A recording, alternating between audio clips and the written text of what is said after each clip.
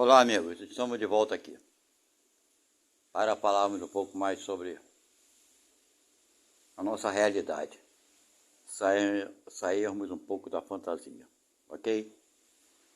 Então vamos falar um pouco do que vem a ser o sagrado, ok? Eu gostaria de pedir a vocês, antes porém, que para ajudar o nosso canal, por favor, dá um like, se inscrever e compartilhar o nosso vídeo. Muito obrigado. Bem, vamos ao que interessa então. O que vem a ser o sagrado. Antes, mais uma vez, vocês me desculpem, eu quero dizer o seguinte: essas publicações que são feitas têm a intenção de fazer com que a gente pense um pouco mais sobre nós, sobre a nossa vida, sobre aquilo que pensamos e fazemos. Não temos, como eu já falei em alguns vídeos anteriores, a pretensão alguma de acharmos que estamos certos nas nossas opiniões, nas nossas ideias, naquilo que falamos aqui.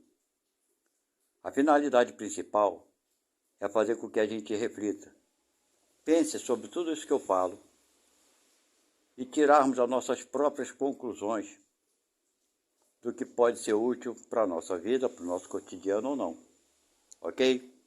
Porque cada um de nós tem o direito de acreditar nisso ou naquilo e fazer assim ou assado.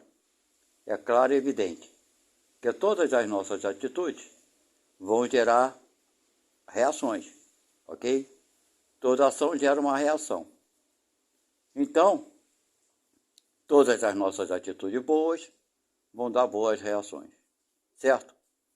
Bem, enfim, nós não temos nenhuma pretensão de acharmos que estamos certos em tudo e darmos a última palavra, ok? Fica aqui só uma reflexão para que possamos pensar um pouco melhor e vermos se certas coisas são certas ou erradas, ok? Então vamos ao nosso tema principal, que é, na nossa opinião por aqui, o que vem a ser o sagrado. Bem, as pessoas acreditam, muitas pessoas, claro, evidente, não todas, que a Bíblia é algo sagrado, né? Então, outros nem tanto, não acreditam tanto. Alguns religiosos, né, dependendo da sua religião, têm seus livros como sagrados, uma coisa que vem diretamente de Deus. Bem, a nossa opinião por aqui não é bem por aí. Eu, pessoalmente, acredito que o sagrado é outra coisa. Porque tanto a Bíblia, quanto os livros da doutrina espírita, quanto o Antigo Evangelho, né, o Antigo Testamento, tem o Novo Testamento, tem o Antigo Testamento, tem os livros das religiões, da doutrina espírita, são 5 livros que foram psicografados por Allan Kardec. Para quem não é espírita, eu vou explicar um pouquinho o que é psicografado. Bem, existe na doutrina espírita o médium. O que é o médium? É um ser humano que serve de instrumento para aquilo que os espíritos falam, ok? Ou ditam. Então, Allan Kardec é um médium, né? Então ele recebia essas informações dos espíritos e escrevia tudo o que os espíritos falavam. Allan Kardec fazia as perguntas, os espíritos respondiam, então ele registrava tudo isso aí. Assim nasceu, se assim podemos dizer, um registro da doutrina espírita, que até então ela não tinha registro algum. A doutrina espírita não nasceu com Allan Kardec, meus irmãos. Ela já conta desde mais de 36, 46 mil anos antes de Cristo. Tá? Então não é uma novidade, mas porém ela foi registrada, né, oficialmente e codificada por Allan Kardec. Foi um trabalho muito grande e muito importante que nos esclareceu muita coisa, ok? Então a doutrina espírita, na verdade, ela foi baseada em quê? Nas informações que esses espíritos, que são muitos, são diversos, trouxeram as informações para Allan Kardec. Esses espíritos nada eram diferentes da gente. São espíritos de pessoas que já viveram, morreram e devem ter reencarnado já novamente, ok? Então não são espíritos anjos de Deus, espíritos super elevados. Não, são espíritos comuns que estavam nos trazendo o que estava acontecendo com eles que depois que eles morreram. Assim, com essas informações, Kardec montou o seu livro, certo? Fez a codificação. É claro que algumas perguntas foram feitas baseadas nas informações de Jesus, naquilo que Jesus falou, etc. e tal, tá? Mas esses espíritos não eram espíritos anjos, não, angelicais, não. Espíritos comuns como a gente. Porém, estavam desencarnados e podiam dizer o que estava acontecendo com eles. Ok? Então, o que vem a ser o sagrado? O sagrado é aquilo que o homem, né, determinou como sagrado. Agora, se a pessoa determina que são os homens alguma coisa como sagrado e os outros obedecem, obedecem porque querem obedecer, porque aceitaram aquilo como sagrado. Ok? Então, é claro que cada religião tem aquilo que ela institui como sagrado. Eu, pessoalmente, não acredito que a Bíblia seja sagrada, porque não foi Deus quem a escreveu, muito menos não foi Jesus, ok? Jesus não escreveu nada, nem criou religião alguma. Então, o que vem a ser o sagrado? Na nossa opinião por aqui, o sagrado são as nossas atitudes boas, isso é sagrado.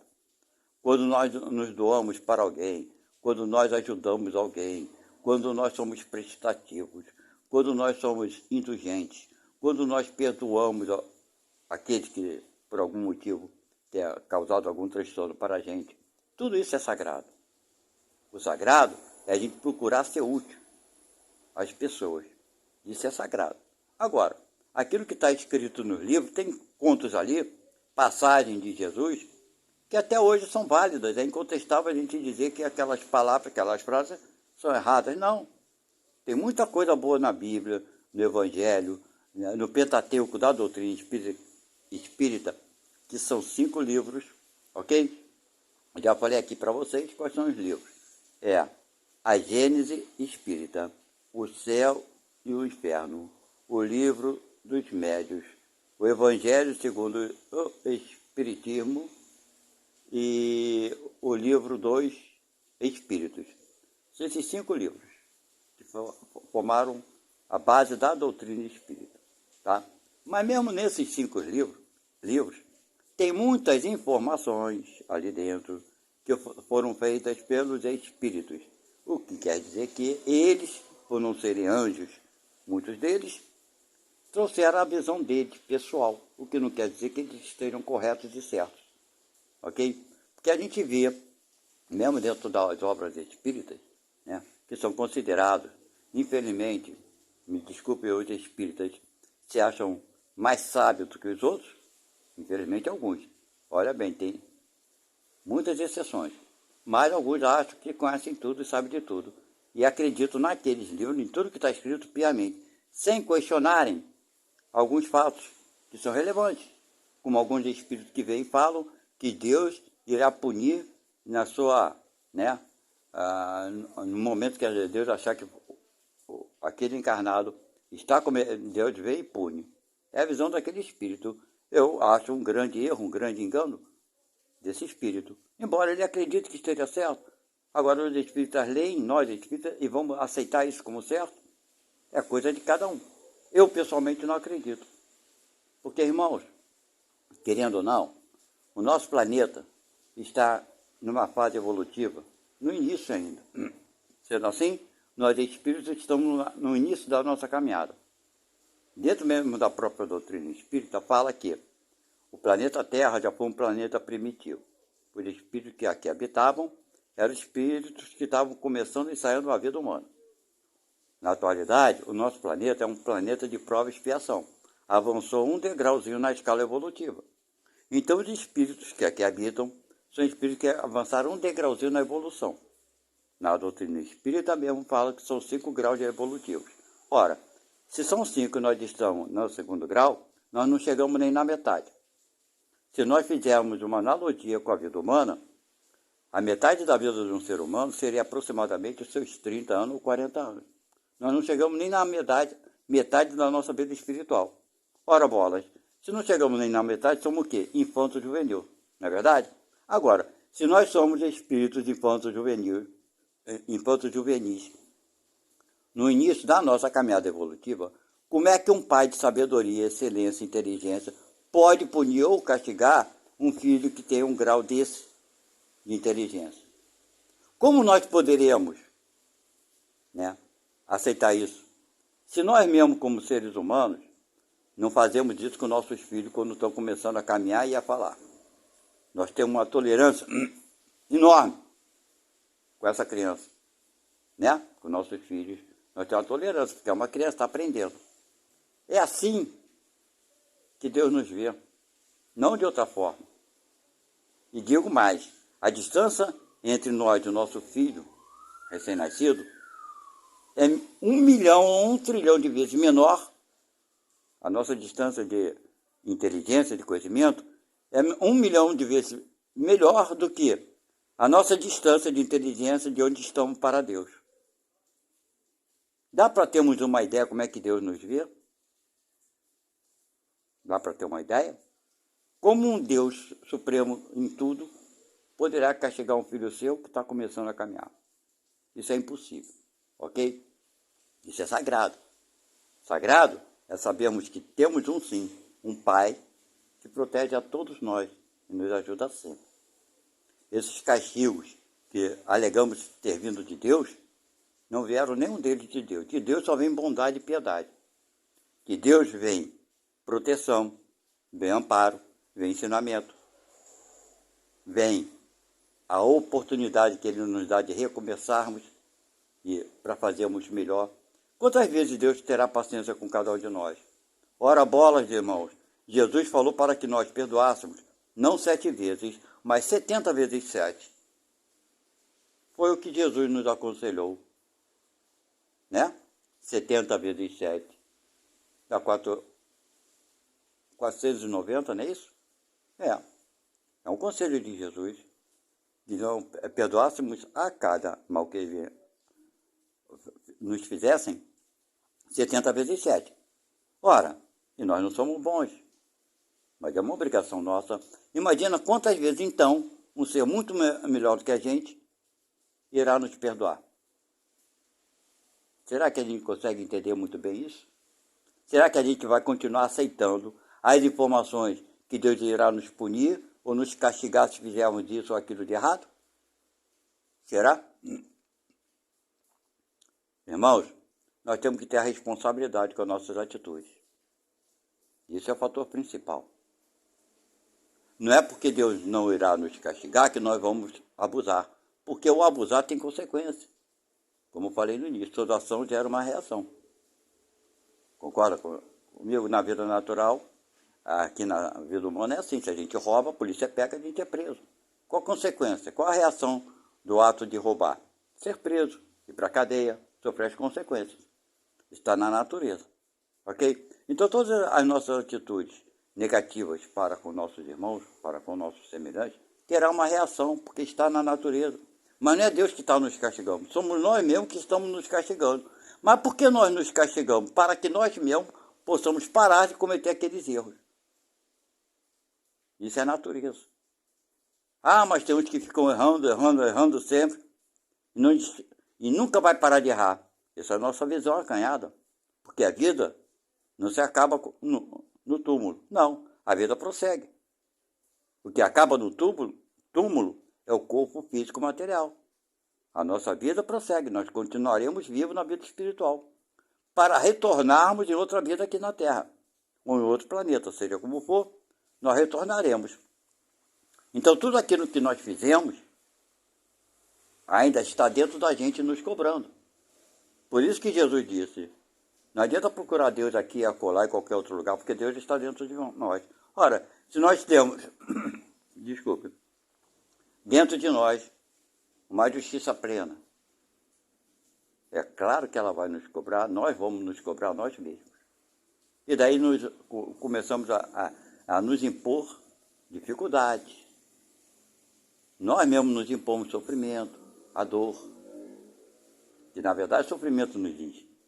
Sofrimento é opção. Mas a dor, quando é muita, nós acabamos sofrendo com a dor, não é verdade? Alguns sofrem com a dor, outros não. Ok? Então, o sagrado para a gente, irmãos, não é o livro da doutrina espírita, os 5 livros, não é a Bíblia, não é o Evangelho, porque ali tem coisa do homem. Nós somos homens. Que são homens? São espíritos que estão temporariamente no corpo, presos no corpo, que somos nós. E com isso nós trazemos nossos defeitos. Infelizmente, cedemos às influências da matéria e colocamos as nossas opiniões. Não é verdade? Assim nasceram as religiões. Assim foram criadas pelos homens. Quando mesmo Moisés subiu no Monte Sinai e veio com as tábuas de pedra escritos os 10 mandamentos, muitos acreditam que ele conversou com Deus. Lógico que não conversou com Deus, isso está mais do que evidente, é impossível. Deus, física, pessoa, é impossível. Ele foi inspirado por alguns espíritos bons protetores, que queriam fazer o bem para aquele povo ali. Essa foi a inspiração. Agora, é impossível um Deus supremamente bom e caridoso ter uma gota de vaidade. Dentro dos 10 mandamentos, se nós pensarmos, está lá escrito: não amarás ninguém sobre a terra, sobre o mar, sobre o que amarás somente a mim, teu Deus, teu Criador. Espera aí, Deus precisa disso? Que a gente fique bajulando Ele, amando Deus? Deus não precisa da gente nesse sentido, não. O que Deus espera de todos nós, um dia nós faremos isso. Espero que nós nos ajudemos uns aos outros, mutuamente, cada um ajudando o outro. Aquele que mais tem, cedendo para aquele que mais precisa. Seja amor, seja conselho, seja financeiramente, seja como for. É isso que Deus quer ver. Por isso que nós fomos criados, para ter uma vida boa, uma vida tranquila, de paz e amor. Estamos caminhando para lá. Chegaremos. Não importa quanto tempo demora. Já atravessamos milhões de anos para chegarmos onde estamos. E estamos ainda no início da nossa caminhada evolutiva. Então faltam alguns milhões de anos a mais. Ok? Agora, a nossa vida só vai melhorar com as nossas atitudes. Quando nós acreditarmos e tivermos mais fé no futuro. Porque até então nós não temos. Mesmo dentro do meio espírita, por mais que se fale, por mais que se estude, muitos ainda duvidam de como vai ser a vida futura, esperando que quando chegar na espiritualidade, seja tratado com pompas, né? Com toda a proteção possível. Mas não adianta, porque a consciência de cada um de nós está dentro da gente. E é isso que nós levamos daqui, o que acreditamos ser, o que acreditamos dentro da gente, as nossas culpas e os nossos erros. Certo? Isso é a pior coisa que tem, é sairmos da vida com culpas. Pelos erros, porque todo mundo comete erros. Vamos admitir que somos fracos ainda e não temos condições de sermos melhores do que somos. No entanto, temos em condições de lutarmos para sermos melhores. Ok? Essa luta é a nossa necessidade. E não vamos esquecer que perder uma batalha não é perder a guerra. Ok? Então, o que é sagrado? O que é sagrado é respeitar seu semelhante. Porque quando nós respeitamos nosso semelhante, nós estamos respeitando o nosso Criador. Lembra de um conto, uma passagem de Jesus que ele fala, quando a gente alimenta um mendigo na rua, quando a gente dá um agasalho a uma pessoa na rua que está passando frio, quando a gente faz um favor para o necessitado, estamos fazendo um favor para quem? Para Jesus e para Deus. Ok? Então não se preocupe em ir para uma casa espírita, ou um templo, ou uma casa religiosa, rezar e fazer oração. Ok? Até mesmo dentro disso tem um aspecto dentro disso aí que Jesus fala, ó, deixa a tua oferenda no altar e vá primeiro se reconciliar com o teu irmão. Depois volte e faça a oferenda. Então ele bota essa figura, né, de Deus em segundo plano, nesse sentido, porque quando a gente está fazendo lá para o nosso irmão, estão fazendo para quem? Para Deus, porque é isso que Ele quer, nos ajudando uns aos outros. Ok, Que adianta a gente ir para as igrejas, para os templos, altares, né, e achar que isso é sagrado, fazer isso toda semana ou todo dia, não importa quantos dias seja no mês, como sendo sagrado, ficar orando, orando, orando, e quando a gente, na nossa casa, tem um vizinho ao lado passando necessidade, a gente finge que não vê. Isso é sagrado, ir para a igreja toda semana? Na visão de alguns é, não é verdade? Mas o sagrado mesmo, irmão, são nossas atitudes para com o próximo. Isso nós devemos entender como sagrado. Muito obrigado e até a próxima. Valeu, tchau, tchau.